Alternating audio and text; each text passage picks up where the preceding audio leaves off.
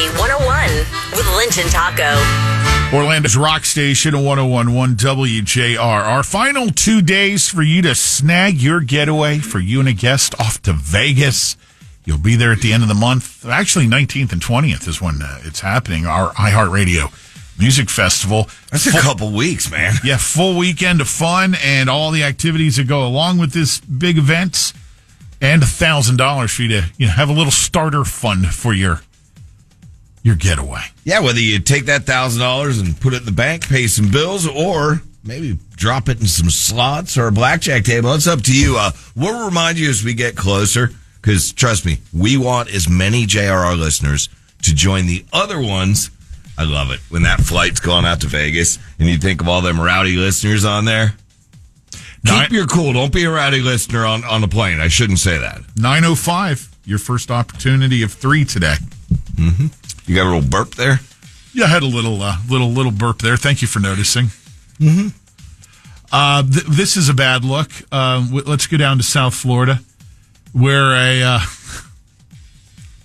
a court presiding over a divorce ended up being short one attorney because the divorce lawyer that was representing one of the parties in the procedure was in jail for not paying her alimony.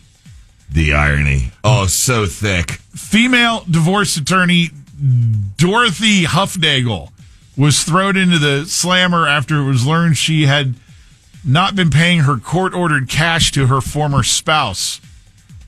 That's the big one. When you marry that sport horse that, you're a guy marrying the female, and the female has to pay the alimony. Whoa. Yeah, you landed the Marlin there. She, not so sure she's going to be a Marlin anymore. She's been booted from the bar for a minimum of 5 years. Oh, really? Yeah.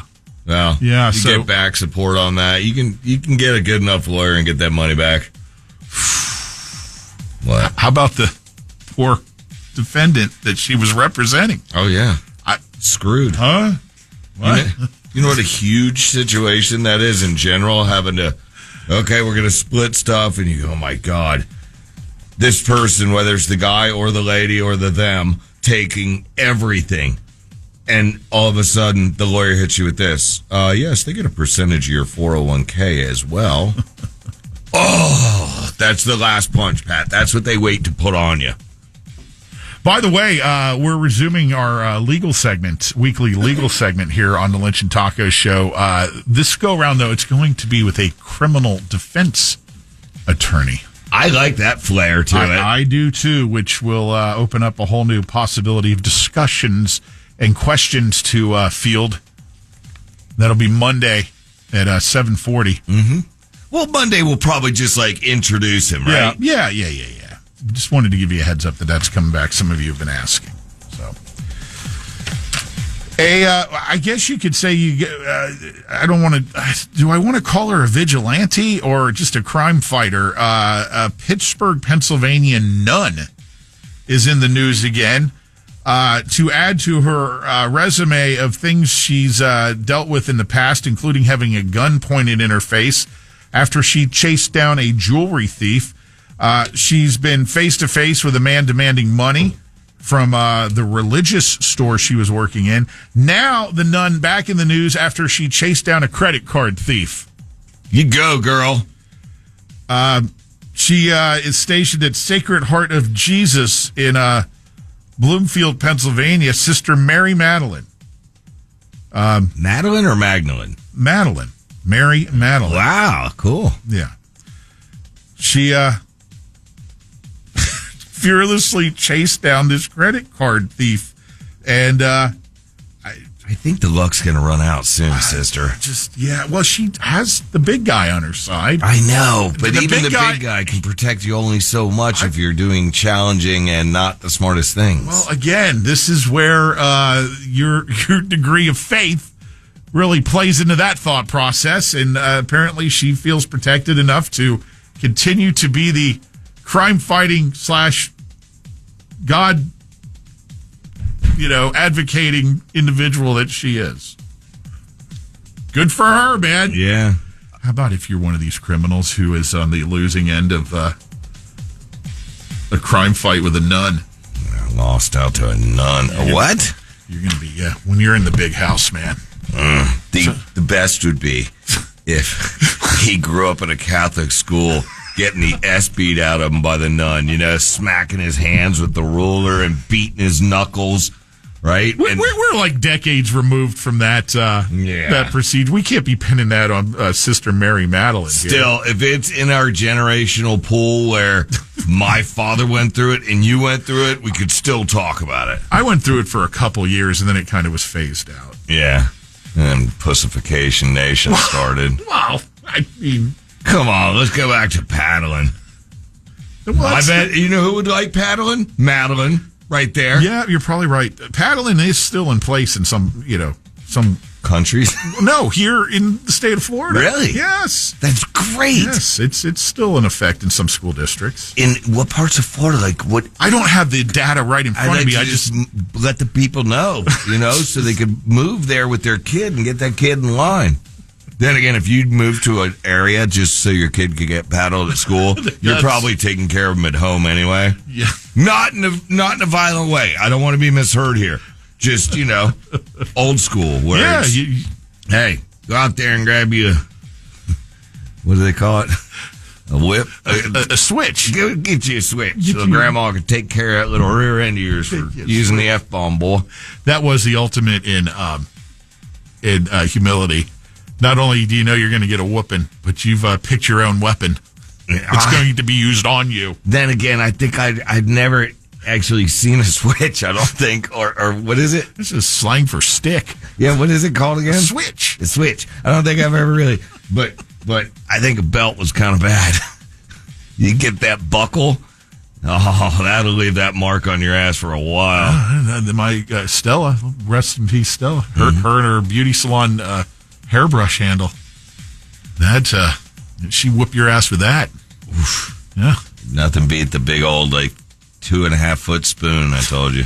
Wood spoon. Oh God. Oh, my butt still hurts. The glory days. Florida man, Florida man, Florida man. Got to be a Florida man. He's got to be a Florida man. Told you we were going to go to the cradle of Florida man stories that just seem to proliferate and present themselves out of a certain sector of our state. That being? That would be a St. Pete, Clearwater, St. Pete. By the way, you could have pulled some great audio there. My butt still hurts. All right, let's go to St. Pete, shall we? Clearwater. Whatever. Clearwater. Sunshine Puppies. It's a puppy store. Okay. That is where registered sex offender was working outside as a glorified sign spinner in a inflatable puppy costume. Rodney Plathy. They put him in a puppy costume in this heat. Well, he's a sex offender. Good. And he was working outside the business trying to attract customers Friday evening when multiple juveniles rode by on bicycles, and Plathy, wearing the puppy costume, summons them to approach. Apparently, he had a beef with this group of youths. The Utes. And at one point, he ended up tangling with one of the young riders and placing him in a chokehold. In his puppy suit? In his puppy suit. Sex offender in a puppy suit outside of a puppy store, placing a juvenile in a chokehold. This is going to get you racked up on multiple charges there, old Rodney. Good. You know what was happening here. These kids probably ride by this store every single day and just verbally harass this guy. They know who he is because he's got a sign up on the registry. Kid toucher. Don't know that they know that or not. They just know this is some poor some bitch in a puppy costume in the heat outside of a puppy store spinning a sign. Oh, yeah, that angle, huh? So probably just, these, Show us your pink eraser, puppy man. Little they know. Exactly. My God. Lynch and Taco on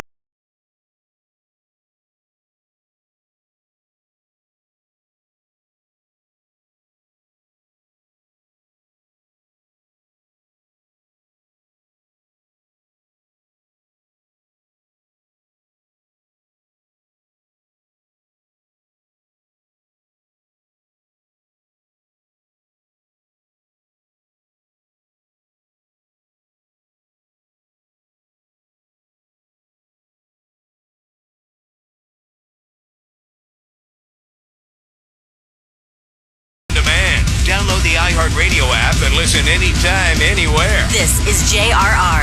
IKEA celebrates